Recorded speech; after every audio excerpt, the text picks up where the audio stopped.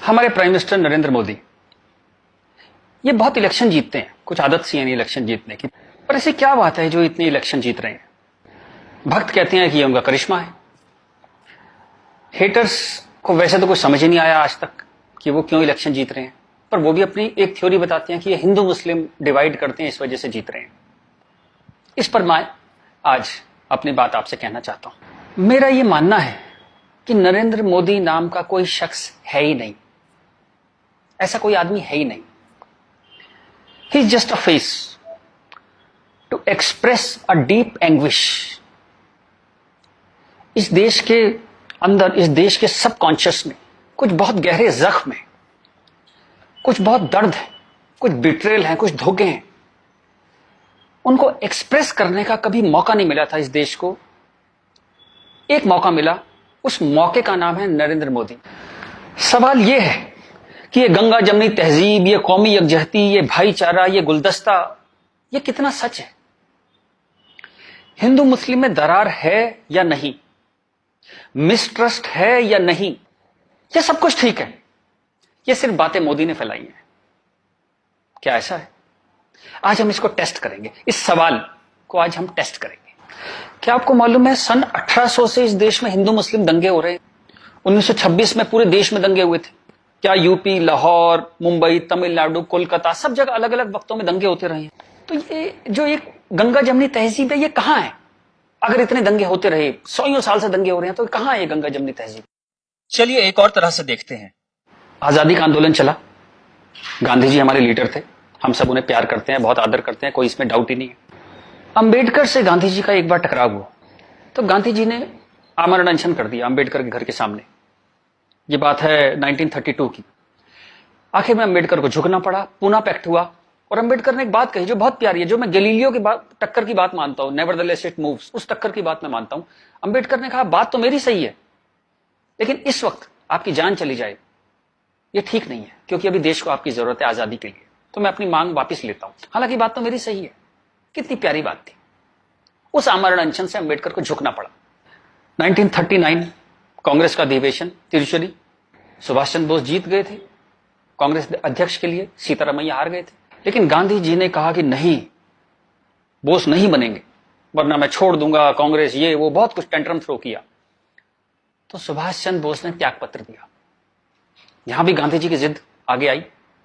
अंग्रेजों के खिलाफ भी उन्होंने भूख हड़ताल करी, तो अंग्रेजों को झुकना पड़ा। तो लोगों के दिल में ये सवाल है, मेरे दिल में सवाल था, जब मैं 7th 8th स्टैंडर्ड में था, तो मैंने अपने टीचर से पूछा था, जब जिन्ना ने कहा कि इस देश का पार्टीशन होगा, बंटवारा होगा, तो गांधी जी ने उसके घर के सामने आमरण अनशन क्यों नहीं किया? इस सवाल का जवाब कौन देगा? मुझे आज तक इस सवाल का जवाब नहीं मिला। खैर, उसके बाद जिन्ना अड़ गए तो पार्टीशन हुआ। 47 में पार्टीशन में करीबन 15-20 लाख डेड बॉडीज, जो हिटलर नहीं कर पाया, 15-20 लाख डेड बॉडीज हमने देखी। कुछ करोड़, 1-1.5 करोड़ लोग यहां से उजड़ के वहां गए, वहां से उजड़ के यहां आए। पूरी ह्यूमन हिस्ट्री में इससे ज्यादा डेंजरस, इससे ज्यादा खतरनाक चीज कुछ नहीं हुई। शायद वो रवांडा टूटसी में जो प्रॉब्लम हुई, वही इसकी टक्कर की प्रॉब्लम होगी। सैकड़ों सैकड़ों औरतों को नंगा करके सड़क पे चलाया जाता था, उसे पिंड यात्रा कहते थे। इतनी दर्दनाक चीज, बट ये हुआ क्यों? And who failed? किस वजह से इतना बड़ा पार्टीशन हुआ? सिर्फ एक वजह से कि मुस्लिम्स ने कहा हम आपके साथ नहीं रहेंगे। और आप बकवास आज भी करे जा रहे हो गंगा जमनी तहजीब की, कौमी यकजहती की। 20 लाख लाशें गिर गई, आप अभी भी सच का सामना नहीं करोगे? उसके बाद जो पार्टीशन से लोग आए, यहां बहुत सारे शहरों में रहे, और अगले 20, 25, 30 साल बड़ी गरीबी में रहे। ना उनके पास पैसे थे, ना कैंप बोल दिया जाता था, वहां कैंप में रहते थे। बहुत तकलीफों से उन्होंने 20-30 साल बिताए। अब तो वो लोग नहीं है, गुजर गए, लेकिन उनकी वो दर्द की, वो जो रोंगटे खड़े कर देने वाली उनकी कहानियां थी, वो कहानियां जिंदा है। वो लोग जिंदा नहीं है, पर वो कहानियां जिंदा है। और याद रखिएगा, कहानियां अपने हीरो से, अपने कैरेक्टर से ज्यादा उम्र रखती हैं। जीसस चले गए, कहानियां हैं। राम चले गए, कृष्ण चले गए, उनकी कहानियां चलती हैं हजारों सालों से। तो वो लोग चले गए, पर वो कहानियां इस देश के सबकॉन्शियस में चली गई हैं, कलेक्टिव सबकॉन्शियस में वो कहानियां हैं। इसलिए जो आप हेट्रेड देखते हैं हिंदू मुस्लिम की, वो बड़ी एब्स्ट्रैक्ट सी हेट्रेड है।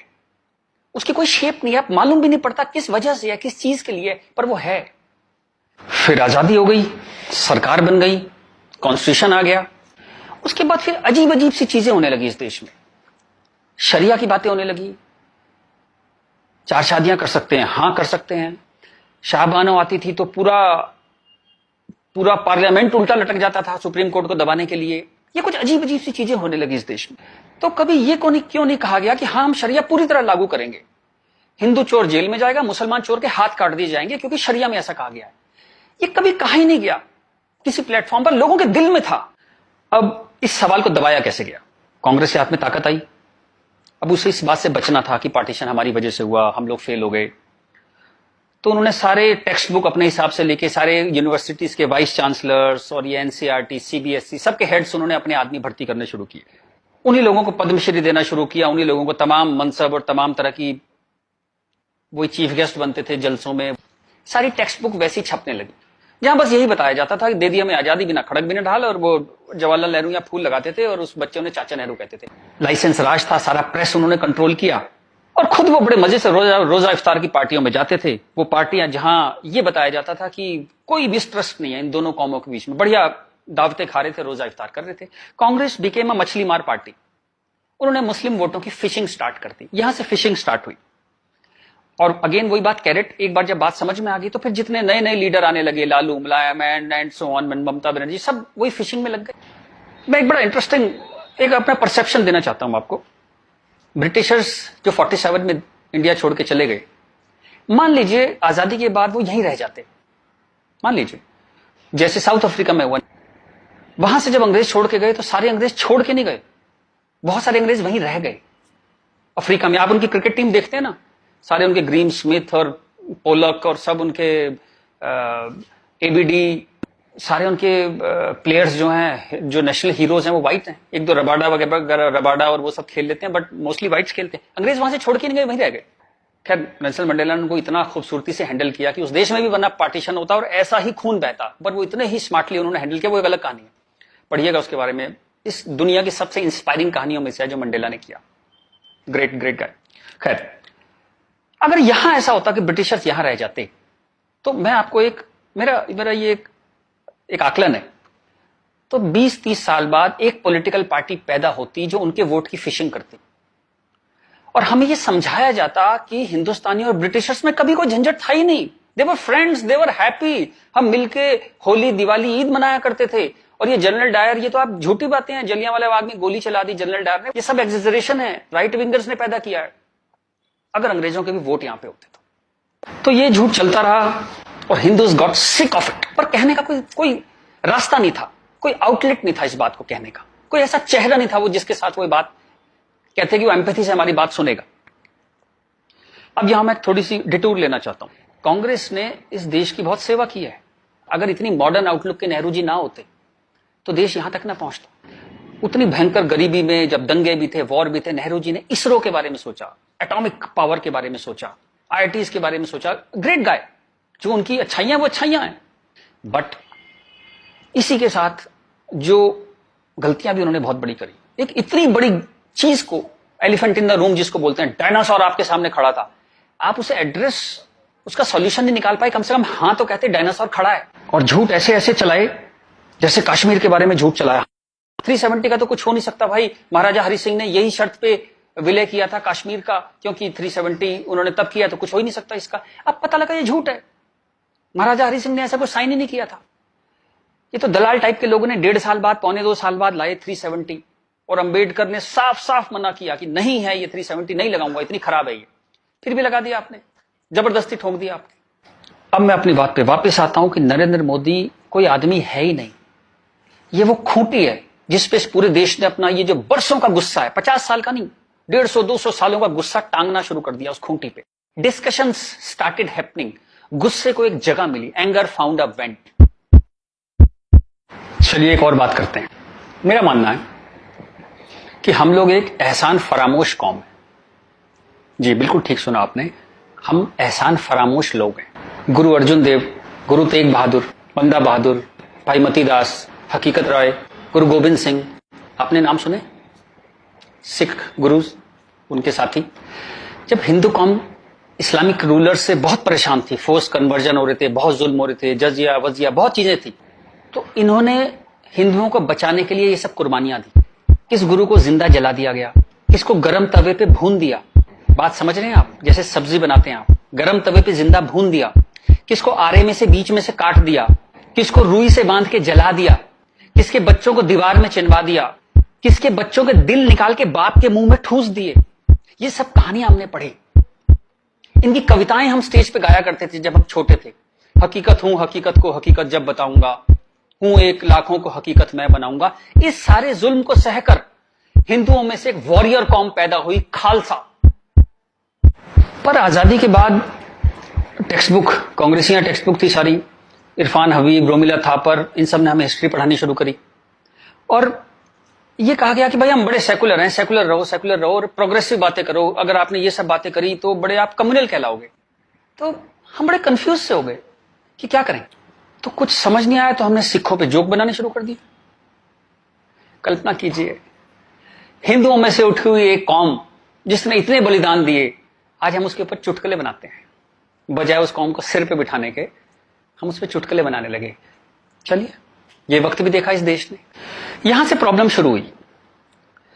जिन मुस्लिम रूलर्स के हाथों, जिससे पूरे लंबे वक्त में वो जो हमने तकलीफें सही, जैसे ब्रिटिशर्स के हाथों सही, ब्रिटिशर्स चले गए, उन मुस्लिम लोगों के हाथों जो हमने इतनी तकलीफें सही, उनको आजादी के बाद हम कुछ एड्रेस ही नहीं कर पाए और कंफ्यूज हो गए कि ये सब जुल्म हुए भी थे या नहीं थे। ये गुरुओं ने जो इतनी बलिदान दिए थे, जो इतने सैकड़ों सालों से ये जो गुरुद्वारे बने हुए हैं, ये सच्चे हैं कि नहीं है, या ये मोदी ने बना दिए जाके चुप चुप के 200-300 साल पहले मोदी ने बना दिए। अंदर ही अंदर एक कैंसर है, इस गुस्से का एक कैंसर है जो इस देश को खाए जा रहा था कई सौ साल से। वो कैंसर पार्टीशन में दिखाई दिया। आपके दो हाथ काटने पड़े, एक भारत एक पाकिस्तान बन गया, एक बांग्लादेश बन गया, दो हाथ कट गए आपके अंदर इतना बड़ा कैंसर था। लेकिन आप क्या करते हैं, आप लिपस्टिक लगाते हैं, पाउडर लिपस्टिक लगा के आप कहते हैं भाई everything is well, all is well. चलिए इस प्रॉब्लम को एक और तरह से देखते हैं। तो ये भारत पाकिस्तान बांग्लादेश तीनों को मिला दें तो करीबन 50 करोड़ मुस्लिम लोग हैं यहां पे रहते हैं। ये कहां से आए? इतने मुस्लिम तो अरब में भी नहीं है, मिडिल ईस्ट में इतने मुस्लिम नहीं है। इस देश में पारसी भी आए, बुद्ध हैं, राजपूत हैं, सिख हैं, बहुत कौमें हैं, ये क्यों नहीं हो गए 50 करोड़? इस क्वेश्चन का क्या आंसर है? फिर एक दलाल टाइप के जो लोग हैं उन्होंने एक नया नैरेटिव स्टार्ट किया। ये पिछले 25-30 साल से ज्यादा जोर पकड़ा इस नैरेटिव ने, 20-25 साल से, कि ये प्यार से कन्वर्ट हो गए।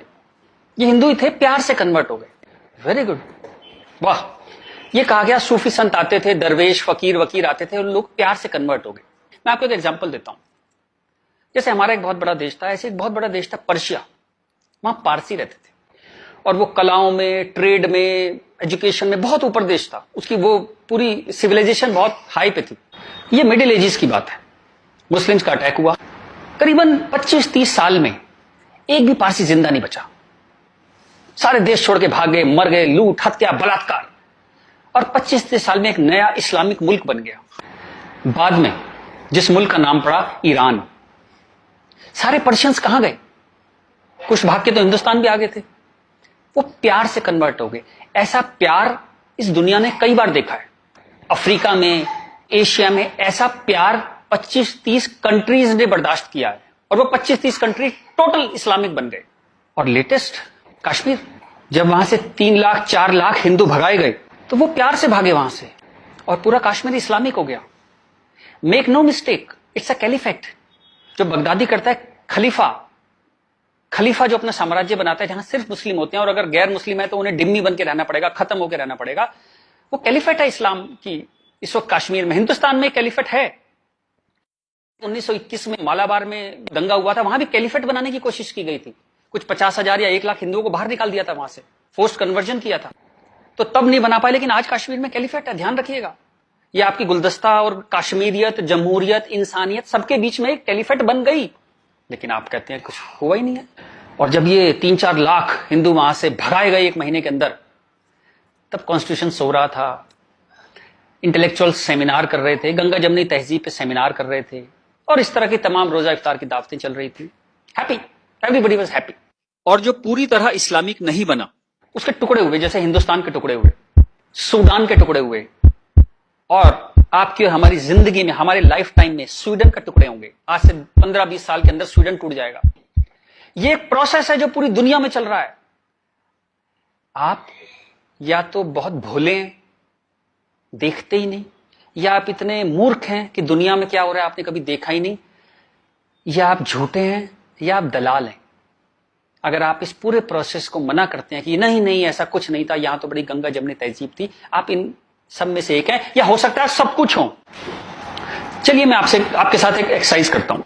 आपके एक दादा होंगे, एक दादा परिवार है, दादा, चाचा, ताऊ, बुआ, फूफा, उधर के उनके बच्चे, सब एक पूरी फैमिली ट्री वो है। एक नाना की तरफ से है, तो एक आदमी करीबन ऐसे 10-15 परिवार उसके आसपास होते हैं। इसके बाद आप कॉलेज, आपका कॉलेज, स्कूल कॉलेज, जहां 50-100 स्टूडेंट हैं, जिसमें कुछ दोस्त हैं जो आपके साथ ट्रेवल करते हैं जिंदगी भर।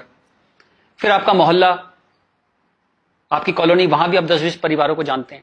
यूं कहें एक आदमी मोटा मोटा 700-800 1000 लोगों की खबर उसको होती है, डायरेक्ट खबर, चाहे मिले ना कि कोई बहुत दूर रहता है, लेकिन हाँ पता लगता है उसकी शादी हो गई, उसके बच्चा हो गया, डेथ हो गई, कुछ बहुत अच्छा हो गया, बहुत बुरा हो गया, खबर आ जाती है कहीं ना कहीं से।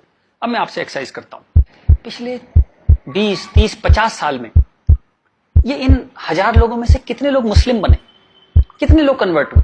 आंसर मिलेगा 0। क्या हुआ? सारे सूफी, दरवेश, फकीर रिटायर हो गए, आईपीएल देखने चले गए, इस्लाम की कशिश खत्म हो गई। दोस्त, जब तक गर्दन पे तलवार ना हो ना, कोई कन्वर्जन नहीं होता, या बहुत सारे पैसे ना हो, कोई कन्वर्जन नहीं होता।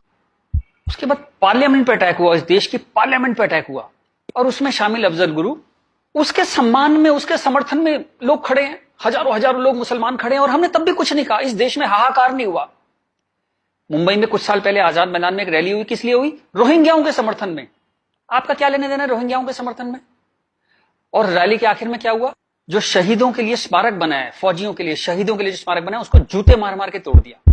इतनी नफरत आपके मन में इस देश के लिए, और कोई कुछ कहता ही नहीं, कोई कुछ कह ही नहीं पा रहा था। ये चल रहा था इस देश में। तो ये जो एक हेट है, ये इन दोनों कौमों में रही, और वो एक हेट, वो एक नफरत जो थी, वो कभी, it never became a past history, distant history, कभी नहीं हुआ। वो रोज रहा, कभी वो अफजल गुरु के रूप में आ गई, कभी वो क्रिकेट मैच के रूप में आ गई, कभी कश्मीर, कभी आजाद मैदान, वो हमेशा कभी ना कभी उसके न्यू एडिशंस आते रहते थे। एक और एक्सरसाइज करते हैं। आप मोटरसाइकिल चलाते हैं, कार चलाते हैं, साइकिल, स्कूटर कुछ चलाते होंगे। जब भी आप सड़क में जाते हैं तो थोड़ा संभल के चलते हैं, लेकिन आपके शहर के जो मुस्लिम एरिया है, जब उसमें आप जाते हैं तो कुछ एक्स्ट्रा संभल के चलते हैं कि नहीं? एक्स्ट्रा संभल के, कि अगर यहां लग गई तो एक्स्ट्रा पिटाई होगी। वो जो फियर है आपके अंदर, वो जो डर है, वो कमाल की चीज है, जिसको देश कहता है नहीं, एक सिस्टम कहता है नहीं, लेकिन आपके अंदर है, करोड़ों लोगों के अंदर है, 100 करोड़ लोगों के अंदर है वो डर। और एक आखिरी एक्सरसाइज, जब भी आपको कोई ज्ञान बांटता हुआ आदमी मिले, सेकुलर मिले, इंटेलेक्चुअल मिले, गंगा जमनी तहजीब वाला आदमी मिले, सब बराबर हैं, सब धर्म है, तो उसको कहिएगा चलिए एक पेज पे लिखते हैं, गीता, बाइबल, कुरान सब एक जैसे हैं, जीसस, राम, कृष्ण, पैगंबर मोहम्मद सब एक जैसे हैं, ना कोई छोटा ना कोई बड़ा, सब प्यारे इंसान है, सब बढ़िया हैं, सब बराबर हैं। एक पेज पे लिख के उसे बोली जरा 2-4 मुस्लिम से साइन करा के ला। ऐसी ची की आवाज आएगी उस इंटेलेक्चुअल की, आपके पास जिंदगी में दोबारा नहीं आएगा। वो एक मुसलमान के साइन नहीं करा सकता इस बात पे। ये सारा ड्रामा हमारे लिए है। ये तो जहां से मैंने बात शुरू करी थी कि ये जो गुस्सा है, ये कई 100 साल का गुस्सा है, जिसको वेंट नहीं मिला, कभी निकलने की जगह नहीं मिली। और ये जो बार बार दंगे होते हैं ना, ये उसकी EMI है। And coming back to the point, Modi कोई आदमी है ही नहीं, मोदी वो मौका है, और वो गारंटी है कि इस बार जब शाहबानो पार्लियामेंट में आएगी कि हलाला हो गया, कि 4 विवाह हो गया, कुछ हो गया, इस बार पार्लियामेंट ब्लैकमेल नहीं होगी। वो एक शख्स नहीं है, वो एक इमोशनल बाम है, एक इमोशनल मलहम है, जिसकी इस देश को कई 100 साल से जरूरत थी। और अगर आप सोचते हैं कि एक आदमी क्या कर सकता है, तो दोस्त, कैसे आकाश में सुराख नहीं हो सकता, एक पत्थर तो तबीयत से उछालो यारो।